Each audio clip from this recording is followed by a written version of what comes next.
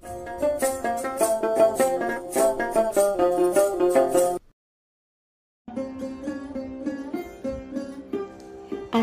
আলাইকুম। হ্যালো বন্ধুরা, আবারও ফিরে এলাম নতুন একটা ভিডিও নিয়ে। আজ আমরা জানবো বাউল পাগলা কানাইয়ের জীবনের আদ্যপান্ত। ধৈর্য সহকারে পুরোটা শুনবেন আশা করছি। পাগলা কানাই 25শে ফাল্গুন 1209, 10 মার্চ 1803 খ্রিস্টাব্দে তৎকালীন যশোর জেলার ঝিনাইদহ মহকুমার, বর্তমান ঝিনাইদহ জেলার বেড়বাড়ি গ্রামে এক দরিদ্র কৃষক পরিবারে জন্মগ্রহণ করেন। বাবার নাম কুরন শেখ, মায়ের নাম মোমেনা খাতুন। 2 ভাই ও 1 বোনের মধ্যে কানাই সবার বড়।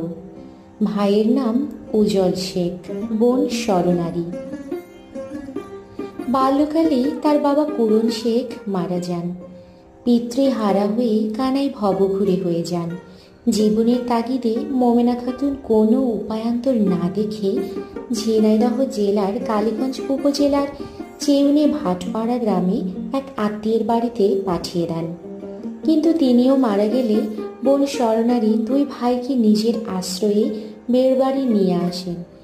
বোনের শ্বশুরবাড়ির অবস্থা ভালো হওয়াতে কানাইয়ের গান চর্চার রাস্তা আরও সহজ হয়। কানাই বোনের বাড়ির গরুর পাল চড়াতেন আর গান বাঁধতেন, তাতে সুর দিতেন। ছোটবেলা থেকেই পাগলা কানাই দুরন্ত প্রকৃতির, পাগলাটে স্বভাবের এবং আধ্যাত্ম প্রেমে উদ্বুদ্ধ ছিলেন। এই খেয়ালিপনার জন্য শৈশবে স্নেহবশত লোকে তার নামের সাথে পাগলা উপাধিটি যুক্ত করেন। তার কর্মকীর্তির সাথে এই পাগলা উপাধিটি অভিন্ন সূত্রে গ্রথিত হয়েছে। সুর দেওয়া হয়ে গেলে আপন মনে গলা ছেড়ে তা গাইতেন। অস্থির পাগল এই স্বভাব কবির কোনো জায়গায় বেশি দিন ভালো লাগতো না। গরু চড়ানো রেখে কাজ নেন মাগুরা জেলার আঠার খাদার জমিদার চক্রবর্তী পরিবারের বেড়বাড়ির নীলকুঠিতে। 2 টাকা বেতনের সেই খালাসির চাকরি বেশি দিন করা হয়ে ওঠেনি। গানের টানে চাকরি ছেড়ে পথে বের হন আবারও। গরু চড়াতে গিয়ে ধুয়োজারি গান গাইতেন এবং উপস্থিত সবাই তার সঙ্গীত মুগ্ধ হয়ে শুনতেন। এভাবেই ধুয়োজারিতে তার হাতে খড়ি হয়। আনুষ্ঠানিকভাবে তার কোনো সঙ্গীত শিক্ষা না থাকলেও এখানকার তৎকালীন আউল বাউল সাধু ফকির প্রভৃতি গুণীজনের পদচারণার সর্বোপরি জীবন ও জগৎ সম্পর্কে কবির আত্মার আত্মজিজ্ঞাসা ও আত্ম অন্বেষণ তাকে প্রখর আধ্যাত্ম জ্ঞানে পরিপূর্ণ করে তোলে। তার গানে ইসলাম ও আল্লাহর প্রিয় নবী মুহাম্মাদের প্রতি গভীর অনুরাগ প্রকাশ পায়। পাগলা কানাই নিরক্ষর হলেও তার স্মৃতি ও মেধা ছিল অত্যন্ত প্রখর। তিনি উপস্থিত বুদ্ধি দিয়ে তাৎক্ষণিকভাবে একের পর এক গান রচনা করতে পারতেন। তিনি যশোর, কুষ্টিয়া, পাবনা, রাজশাহী, বগুড়া প্রভৃতি স্থানে আধ্যাত্মিকতাপূর্ণ গান গেয়ে বেড়াতেন। এ পর্যন্ত পাগলা কানাই রচিত গানের মধ্যে মাত্র 100 দিনে সংগৃহীত হয়েছে। মোহাম্মদ মনসুর উদ্দিন, ডক্টর মাজহারুল ইসলাম, আবু তালিব, আমিনুদ্দিন শাহ, দুর্গাদাস লাহিড়ী, উপেন্দ্রনাথ ভট্টাচার্য প্রমুখ মনীষীগণ পাগলা কানাইয়ের গানের সংগ্রহ ও গবেষণা করেছেন। গ্রামের বক্তব্যে তিনি কিছুদিন পড়াশোনা করলেও চঞ্চল স্বভাবের জন্য তার লেখাপড়া বেশি দূর অগ্রসর হতে পারেনি। এ ক্ষেত্রে তার রচিত গানের মধ্যেই তার স্বভাবসুলভ অভিব্যক্তি খুঁজে পাওয়া যায়। লেখাপড়া শিখব বলে পড়তে গেলাম মক্তবে, পাগলা ছেঁড়ার হবে না কিছু, ঠাট্টা করে কয় সবে। ছেঁড়া বলে কিরে তারুণ তরুণ, মারে সবাই গাড়ুম গুড়ুম। বাপ এক গরিব চাষা, ছাওয়াল তার সর্বনাশা। সে আবার পড়তে আসে কেতাব কোরআন ফেকা। পাগলা কানাই কয়, ভাইরে পড়া হলো না আমার শেখা। তৎকালীন সময়ে কবিত্ব প্রতিভায় লালনের পরই তার স্থান নিরূপণ করা যায়। পুঁথিগত বিদ্যা না থাকলেও আধ্যাত্মিক চেতনায় জ্ঞানান্বিত হয়ে অপরূপ সৃষ্টি সম্ভার নিয়ে গ্রাম বাংলায় পথে প্রান্তরে দোতারা হাতে ঘুরে ফিরেছেন তিনি।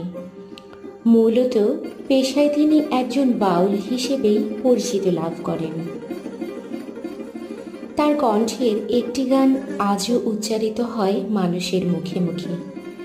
সালাম সালাম সালাম রাখি দেশের পায়, পয়লা সালাম করি আমি খোদার দরগায়। তারপর সালাম করি নবীজিরে, যিনি শোয়া আছেন মদিনায়।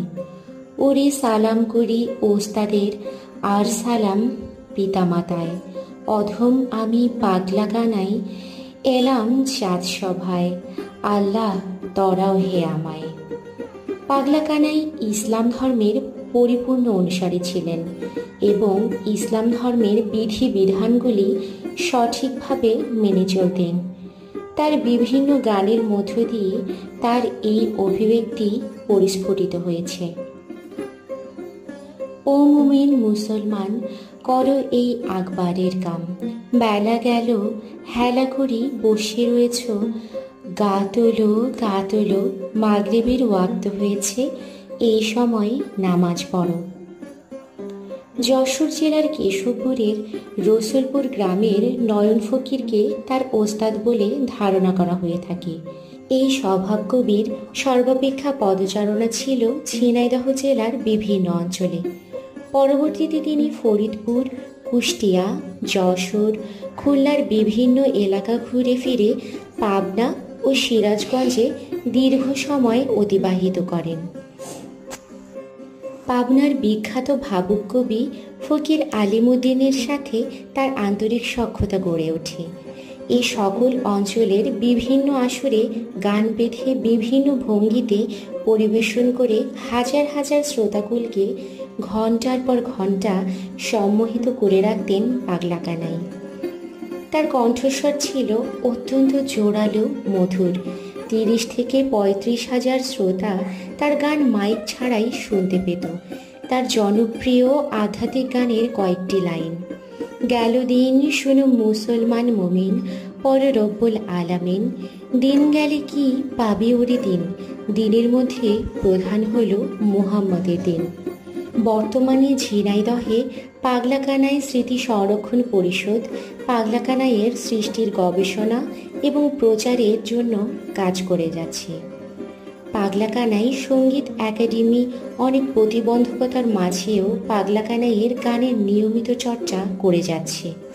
মূলত আল্লাহ ও তার রাসূল পাক সাল্লাল্লাহু আলাইহি ওয়াসাল্লামকে নিয়ে পাগলা কানাই একাধিক গান রচনা করেছেন। তার গানে ছিল মুসলিম জাগরণের আহ্বান।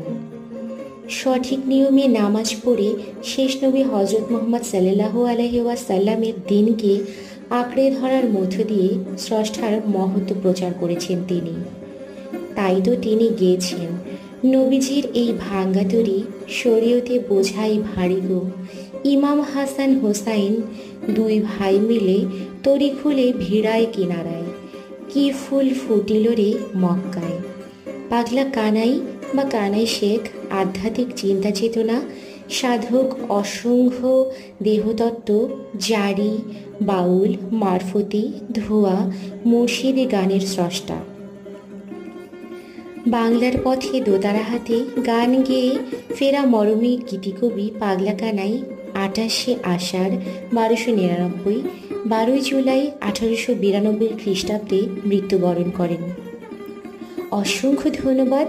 আজ তুলে ধরলাম পাগলা কানাইয়ের জীবনের অজানা অনেক তথ্য বিশেষ। আবারও আমি ফিরে আসবো ফোক প্যালেসের মাধ্যমে নতুন কোনো ভিডিও নিয়ে। সে অবধি সকলেই ভালো থাকুন, সুস্থ থাকুন, ফোক প্যালেসের সঙ্গেই থাকুন। আল্লাহ হাফেজ।